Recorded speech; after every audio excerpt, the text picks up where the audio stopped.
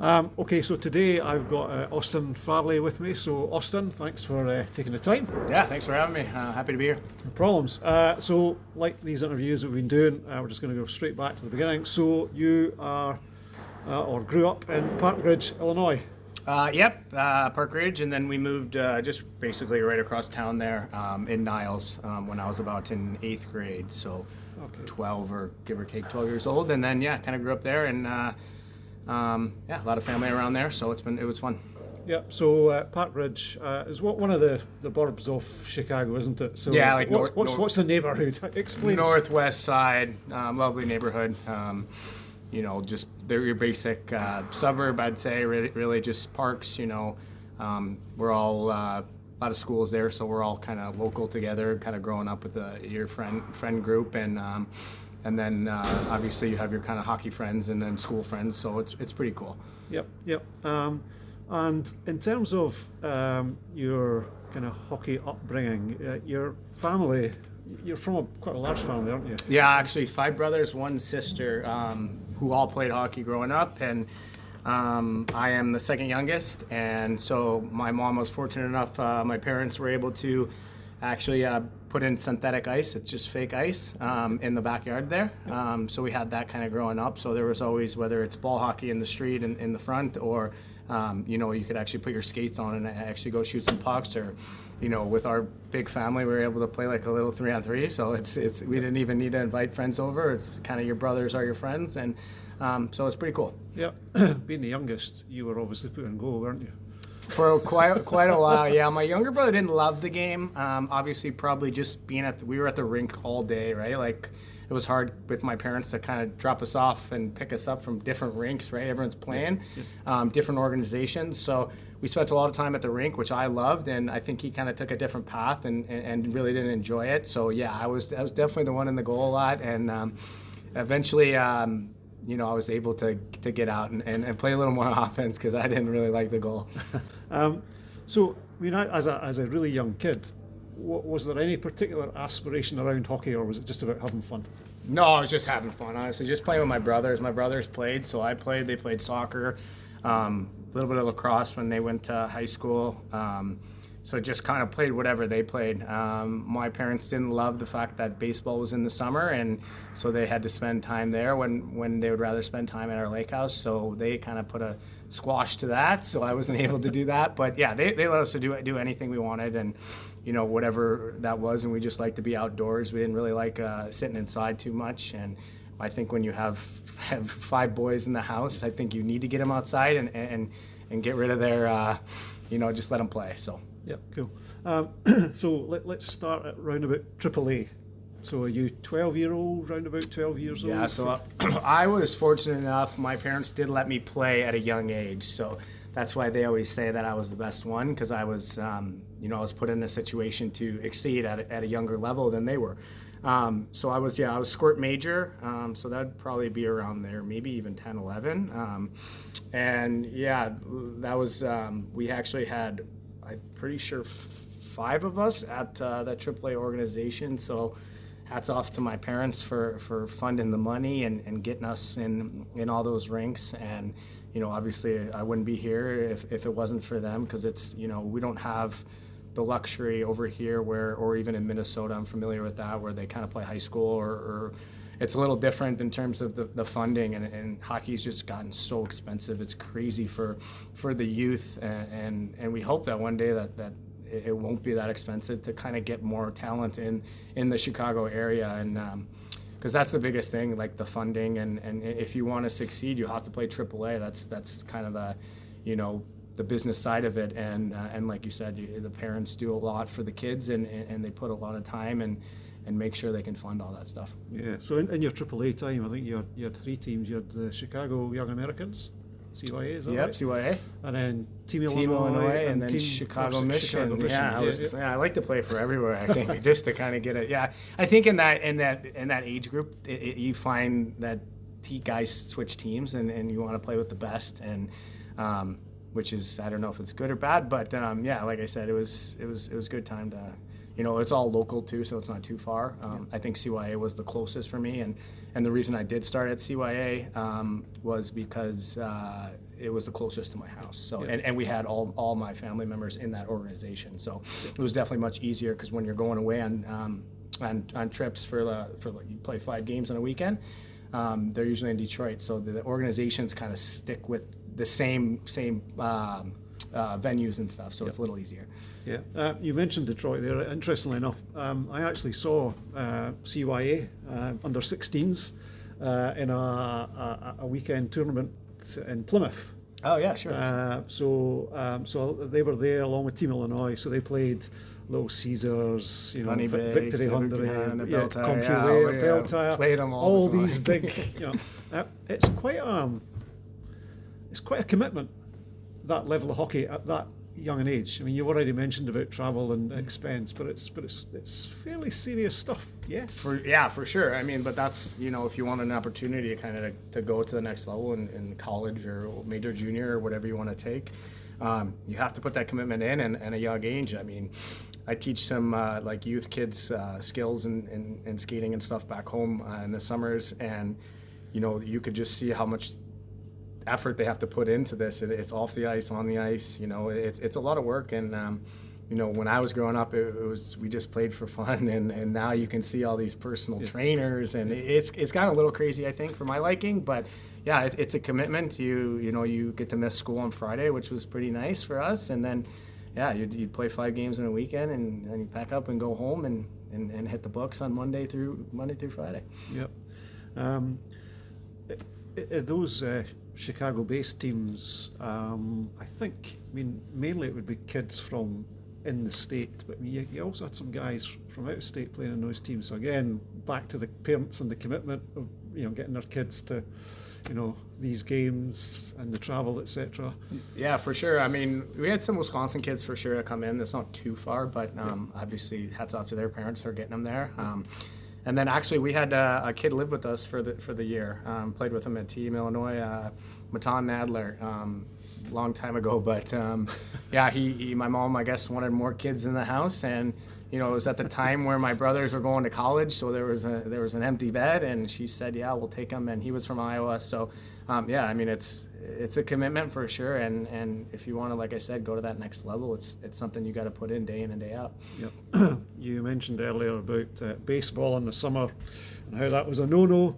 You also mentioned football, soccer, and lacrosse. So how important was it to kind of step away from hockey and do something different? Because kids nowadays, it's almost a 12 months a year, all seasons. Yeah, I think how much? I think that's a little crazy, to be honest. My dad was pretty good on hey, like once this hockey season's over, we're gonna put your bag away and you are gonna play a different sport, or we're gonna enjoy the summer. You're gonna get away from it. I think that's has helped me in my career, because it gets you super excited for that next season. And like I said, we used you guys call it football, but we use that kind of, because you can stay conditioned and you're running, and it's just something different, a different skill set that maybe you use in hockey or whatever. Just to get out and meet different friends and different personnel, and it's a team game again too. So it's just helping you, and like you said, put the bag away, and we'll wait till next season for hockey. Yep. Something I think I heard or read somewhere. You weren't always a forward. Now, once you got out of goal, which was your family situation, you did start off in defence. Is that right? Yeah, nobody believes me. I don't know why. They think I don't play defense or something. But actually, I played defense growing up my whole life, and my parents always kind of put us in defense just to be like, there was less guys that wanted to play defense, so you'd always play more time on the ice, and also you get to see the game, from everywhere, and I think that's helped my vision on the ice. But I think it wasn't until Bantam Major I actually went back to CYA, and my brother was my assistant coach, and the head coach was a coach that coached me back in the day, and he'd have summer camps for me, so I'd always do his, because my brother worked for him, and it just kind of came, and he was the one who told me, he's like, hey, just jump in the forward line in tryouts. And I was like, all right, so I jumped in there, and the head coach was like, hey, I thought you were a defenseman, but he was pretty pretty confident that I couldn't have gone to the next level as a defenseman, being the height. Like that was a big difference at that time in the hockey world. You didn't have many small defensemen. Now you see it because of the skating has improved so much. But that was, he told me hop in the line, and I hopped in the line, so I switched when I was probably 15, 16. So I don't know. Many coaches don't believe it, but I show them, and that's that. Yeah, we'll be watching your back check from Brown. I don't know about that. Your kind of last stop on the AAA is, as you've said before, the Chicago Mission, and there was a couple of guys like Ryan Hartman and Vinny Hinostroza, so a couple of decent players in that team.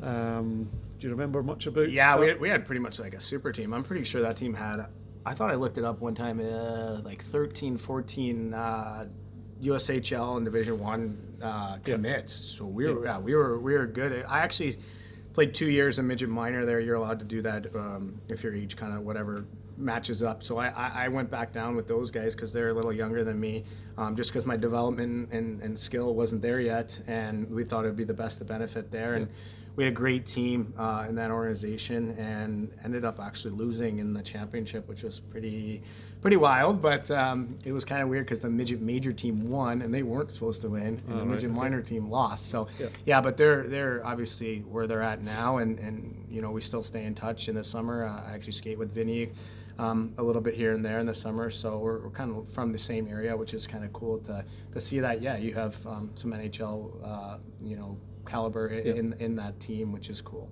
Yeah, and so you mentioned the USHL. So I think as a 17-year-old, kind of mid-season with the Chicago, you jumped to Fargo. Force. So it was a little weird how it happened. I chose to go back and play midget major just because at the time, like he said, I wasn't going to play much, and if I was going to play, it was the fourth line. So it just felt like I still had time to go back and grow and get better and again still hang out with my friends from back home, because it is a big commitment. You're in with a billet family. You're in a totally different world. You're in a different high school, because I'm still in high school.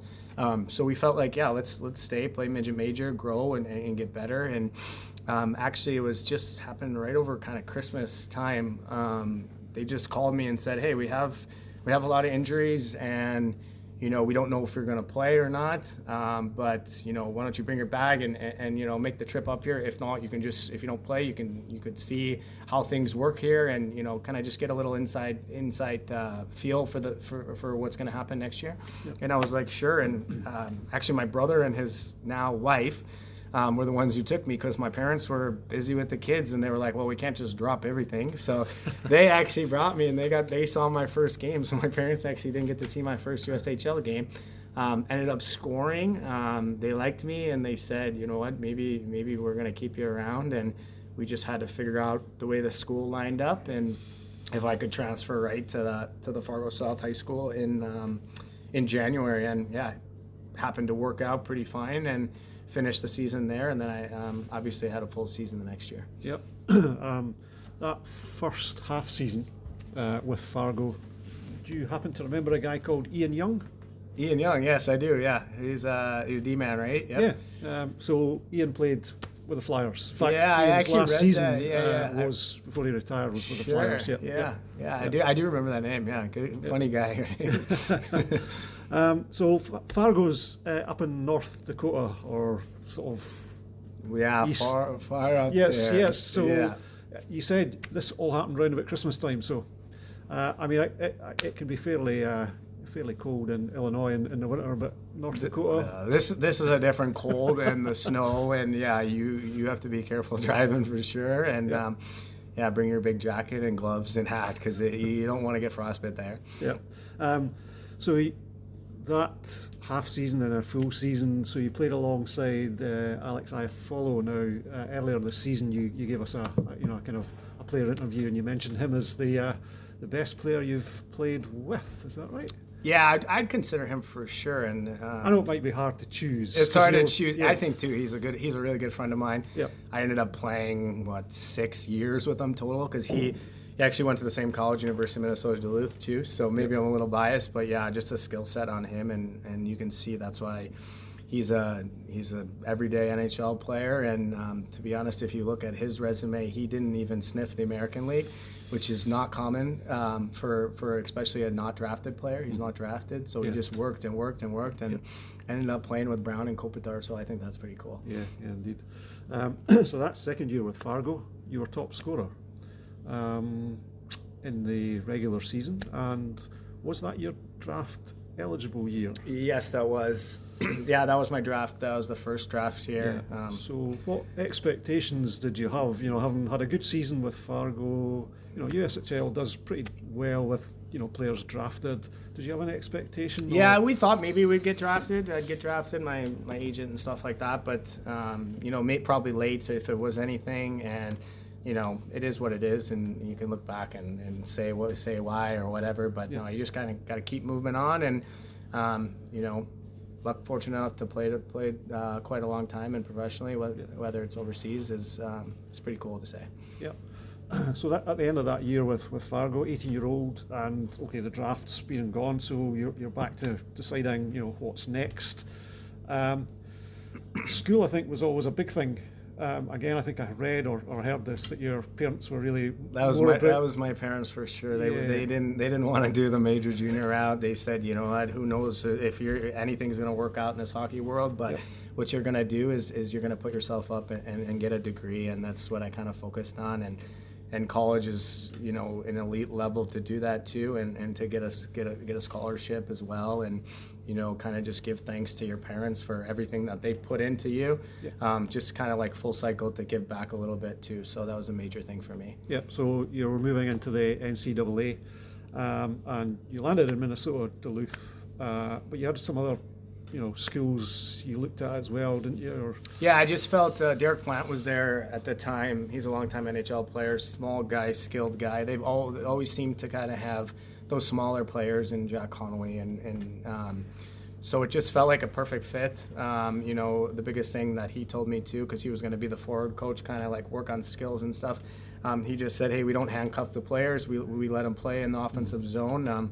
Obviously, you're going to have to play some defense, but the biggest thing is to be creative and use your mind, and that was a big thing for me. Yeah. College life. Describe, the campus and student life up in Minnesota. College is the best experience you'll get, and I think a lot of people say that. You get treated in terms of hockey gear or whatever, you're given everything, and it's a pretty cool experience. I know now kids they're flying private, so it's a little changed even more.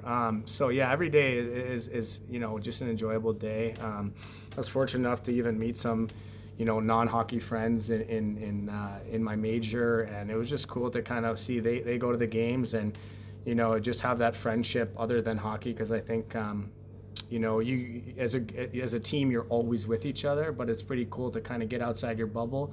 And I'm a pretty vocal and outgoing guy, and it just seemed like, I don't know, on the Saturday night, if you're out to the bar with the guys, and it's pretty cool that some of the kids come up to you, hey, nice game, nice weekend, and just not even talk about hockey and talk about kind of life and other things. So it was the day-to-day and everything is top-notch, everything. I mean, like I said, you're given food and whatnot, so it's just pretty cool. And like I said, the biggest, when you're winning, all the guys guys and girls are in the school or are coming to the game, and the atmosphere is electric.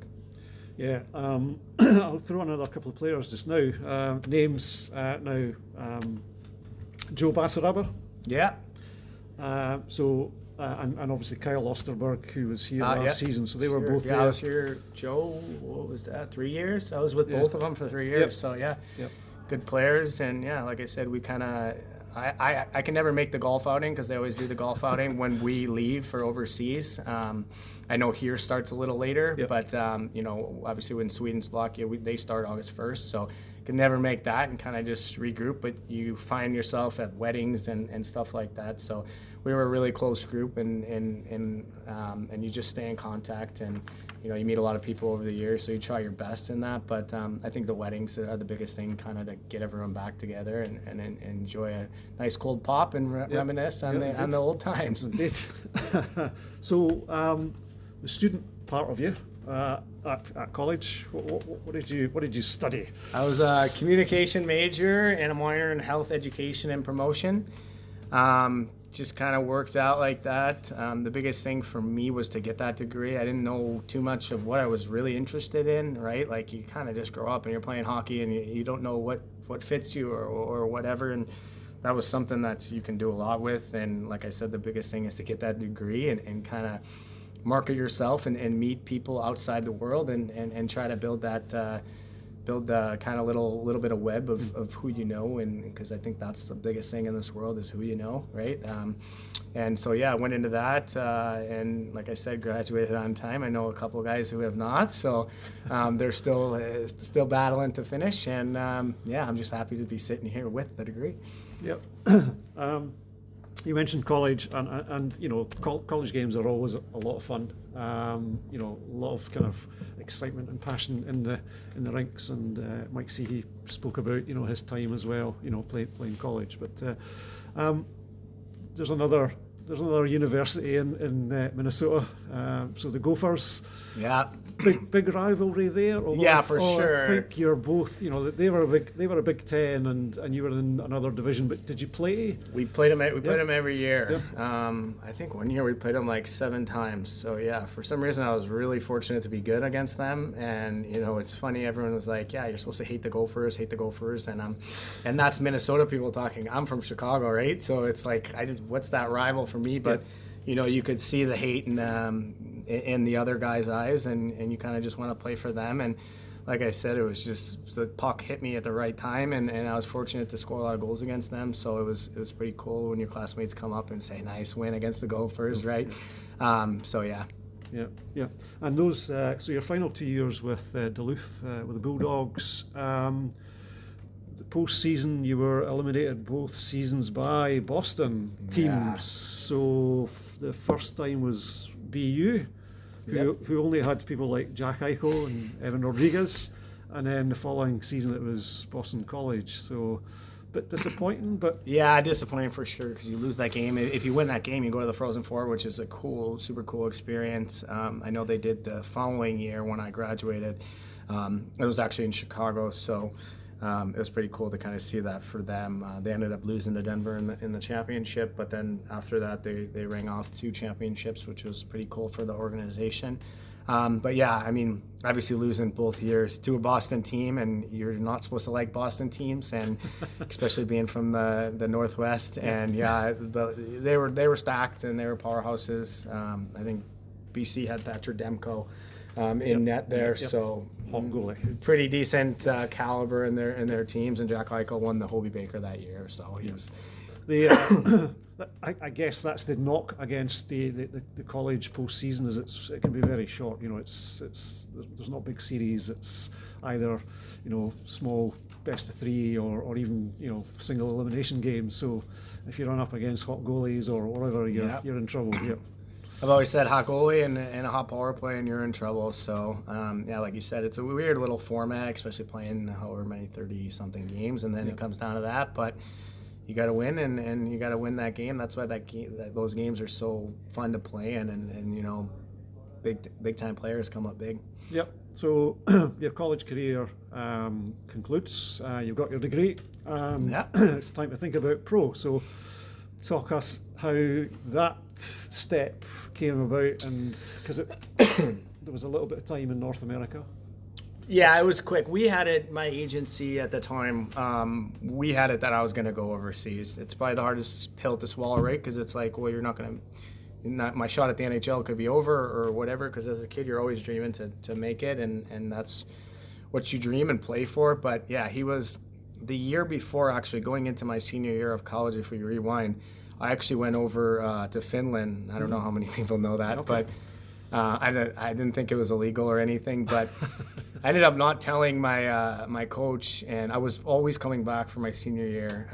But me and another player, Anthony Greco, we went over and we just kind of trained and skated and saw IFK in the top Finnish league there, Helsinki. So we just did 2 weeks, and we didn't get paid. We didn't do anything. But somebody came out on Twitter that basically said, like, Anthony Greco and Austin Farley have signed a contract in IFK. So I get a couple of calls from my coach, and at the time it was the, my nighttime, so I was sleeping. So I wake up to all these phone calls. And originally I did tell my captain, Andy Walensky, great friend of mine, and I said, hey, just in case, like, I don't want to make this a big deal. I'm just going over there for 2 weeks, but if Coach Sandelin says anything, or something gets out crazy, just let him know, like, hey, I'm just skating and everything. And he was out in the wilderness hunting and stuff, so he had no phone. So there was no communication, and my coach was freaking out. And so we kind of had that. I'd do the after college, you can go sign a PTO and then play a couple games or whatever in the AHL on the East Coast. And then we were ready to go overseas, and we thought the big ice and the skill set of mine and being a smaller player would benefit me more here. The NCAA rules on eligibility are just fraught, so we'll leave it there. Yeah, it's a little strange. Well, I graduated, so yeah, absolutely. You're gone. So Europe was your destination, and Sweden. So the next 4 years were in Sweden, 2 in the Allsvenskan and obviously 2 in the Swedish Hockey League. So talk to us about that. Yeah, obviously a whole culture shock. I'm a young kid. I'm used to obviously the English language and having a team. Right, I come from college. It's pretty kind of your day to day. You're familiar with it, and this is. You're professional, you're on your own, you practice for 2 hours, work out or whatever, and you have the whole day, and you got to figure out, like kind of just your life, and you're away from your family, and you're far away from your family, but the hockey was just so elite, and it was just fun. Obviously, we had a couple imports there, North Americans, so it makes it a little bit easier. I met a great friend in Alex Hutchings. He played a long time over in Sweden, and a little bit in North America, but him and his wife kind of took me in, and I was their kind of son. And whether it be a dinner, home cooked meal, his wife was spectacular cook, and so I'd always be asking, hey, when's the next meal? But yeah, he was familiar with the league too, which helped me. And like I said, the only problem of being in that Sweden in the north, it was so dark. So you just got to kind of, mental health is a big thing. Obviously, hockey players are speaking about it now, and just kind of find ways to entertain yourself and make sure you're, enjoying that sunlight when it is out. Yeah. So are those first 2 seasons, or the Allsvenskan seasons, was it Modo and Bjork? Which are kind of right next to each other too. So, but as you say, quite far north. We're up there for sure. So that was the biggest. That was a big adjustment for me too, because I was not used to it at all, just with the limited sunlight. But then there's a step up, and I'm imagining there is really a step up between the Allsvenskan, which is still a good league, but to the SHL, and when you joined Luleå. So for sure, that league, I mean, that's why it's the top league in Europe. That, and I say probably the KHL, right? Those are top 2 teams, or top 2 leagues, sorry. But yeah, it's crazy, the skill set, and I mean, you're playing against some former NHL guys. I remember Chris Versteeg, because he was in Chicago, to line up against him and kind of play against those guys. And I mean, it's so professionally and how everything's run, and it's just cool to kind of be there and say, you made it. And that was kind of our goal, as my agency kind of told me. It says, hey, like, this league is one of the best in the world, and it's if you work hard enough, you can get it. And that was kind of my mindset. And for me, it was fortunate enough that it worked out. Yep. And with Luleå, you played in the Champions Hockey League. And so you would have made, as part of your trip around the various teams, you would have made your first visit to the UK. We played Belfast. We played Belfast, that was pretty cool, just kind of see the different leagues. We had a bunch of teams in Switzerland.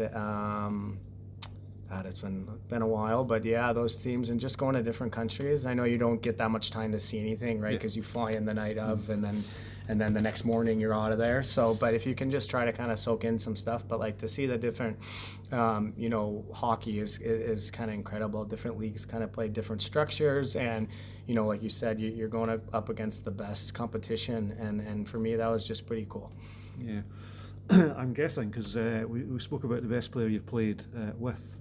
You mentioned before previously the best player you think you played against, which is Elias Pettersson. So would that be when that happened? He was Allsvenskan actually. He was in Timbra. He was so young, right? So absolutely. They were starting that, and Allsvenskan they play more. So yeah, he was incredible. I remember, obviously you just kind of hear things, about who the players are and whatnot, and yeah, he was a different breed in playing hockey, and it was cool to see. Yeah, I was able to see him in his rookie season in the NHL. Vancouver were in Montreal, and he scored 2 that night. And one of the goals, I've got to watch it back. It just went so fast. His release was just it's incredible. His release and just the way how strong he is on his skates, his edge work. I mean, he's the complete full package. So yeah, it was just like I said, it's cool to play against those guys and compete. Yeah. Now, I don't know how much you want to say, and you can pass on this, but I mean, there was a little bit of a health issue in that time with Luleå. Concussion. I don't need to go too much into it, but it was just I had a concussion and I just kind of came back a little early. It was just I just didn't feel right, and with the darkness, having that concussion, can really put you down. And like I said, the mental health, I was just not feeling, myself and my outgoing self, and I just felt like at that time I needed to make sure I got home and I was healthy. And I ended up coming back a little early, and then I had another hit that kind of put me in a little bit of daze, and that's why I ended up my second year I came back a little later, and I just I just didn't feel right, so it was time for me to go home. And like I said, get better and healthy and make sure before you come back. Yeah. So you're back in North America, and we're in and around COVID as well. That's in here. Crazy time. So you're in the ECHL with Kalamazoo and Kansas City. And so in Kansas, you were on the same team as Noah Delmas. My little rookie. He's still my rookie to this day. I think obviously it's fun to play with him now. We had some good memories, and that team we knew a lot of players on the team, whether it not that we had say in who was coming, but we were like, hey, a lot of guys didn't want to go to Europe, so we had a lot of European players. And we just said, hey, these guys are going to stay during COVID, and we had a good little group together, and it was fun. It was, like I said, he's still my rookie. So, so how was hockey in COVID times for you? It was just strange. It was just a weird time, because we had all the tests you had to do, whatever, once a week or twice. I don't even remember how many times, but. And then you had certain restaurants you were only allowed to go to or take away. So it's just like you spent a lot of time kind of in your apartments, and it was just a weird time, I think, in general for everyone in life. But for us, we had just certain procedures that we had to follow, and it was like, talk about mental health and being cooped up in here. It's like, I don't know if this is good for hockey players. And, at that time, like Kansas City's a beautiful town. They got the football and, whatever, and just going out and enjoying, a dinner. You can't do that anymore. And, it was just a strange time in everyone's world. Yeah. So we get through that. And we kind of return to normality. Yeah. And somewhat. Somewhat, whatever normality is for people. And so it's back to Europe, and 3 years in Slovakia. So again, how did that come about? You obviously wanted Europe as a destination again. Yeah, it was obviously just a different league I haven't been to.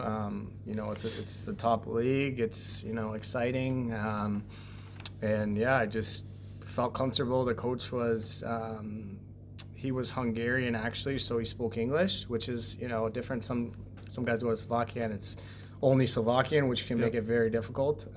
And so I just felt comfortable. He kind of said he was going to bring in some North Americans. Ended up having a good line mate in Robbie Jackson that first year.